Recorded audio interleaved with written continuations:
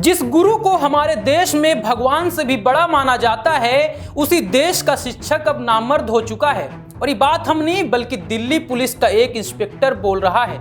एक बार वीडियो देखिए और सुनिए कि इस देश में एक शिक्षक की क्या हैसियत है। आप इतना डरते क्यों यार? क्यों है? मैंने पहन के 2017 में उतार दी।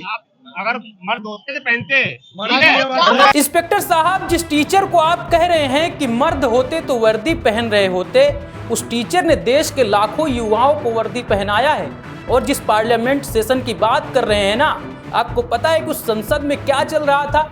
उस संसद में ये मुद्दा चल रहा था कि कहीं समोसा सस्ता मिलता है तो कहीं वही समोसा महंगा मिलता है। कहीं बड़का मिलाला, कहीं छोटा समोसा मिलता है, कहीं बड़ा मिलता है। जिस समय देश का युवा और शिक्षक अपने हक के लिए सड़कों पर था, उस समय देश की संसद के लिए सबसे बड़ा मुद्दा समोसा था, ना कि युवाओं का मुद्दा।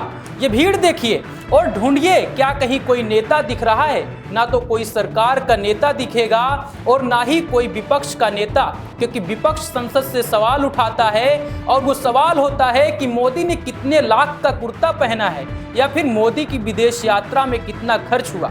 लेकिन विपक्ष अगर मोदी की आलोचना करने के बजाय लोगों के जरूरी मुद्दे सुनने लगे तो सरकार सड़क से लेकर संसद तक बात भी सुनेगी और विपक्ष हमेशा विपक्ष में नहीं बैठेगा।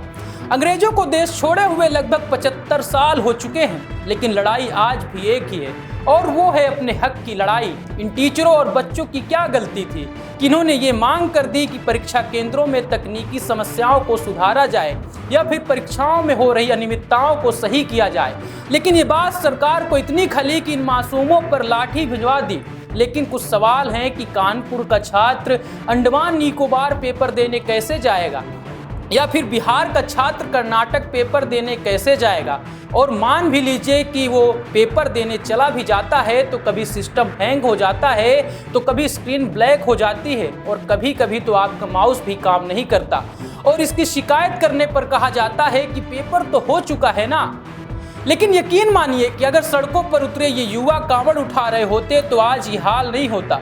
फिर ना तो इन्हें कोई नामर्द कहता और ना ही इन पर कोई लाठियां भांजता, बल्कि हेलीकॉप्टर से फूल बरसाए जाते।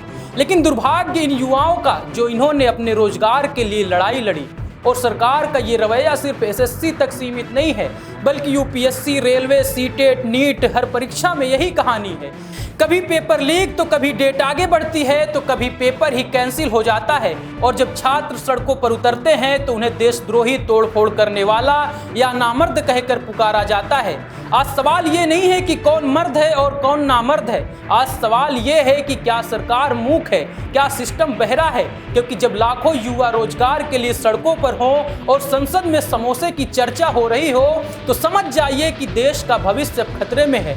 लेकिन इस सरकार को कान खोल कर सुनना चाहिए, क्योंकि युवा सिर्फ वोट नहीं है, बल्कि अगर उनकी सुनवाई नहीं हुई तो एक दिन ये सड़कों से संसद तक सब कुछ बदल देगा। बाकी इस पूरे मुद्दे को लेकर आप क्या सोचते हैं, हमें कमेंट बॉक्स पर जरूर बताएं। धन्यवाद।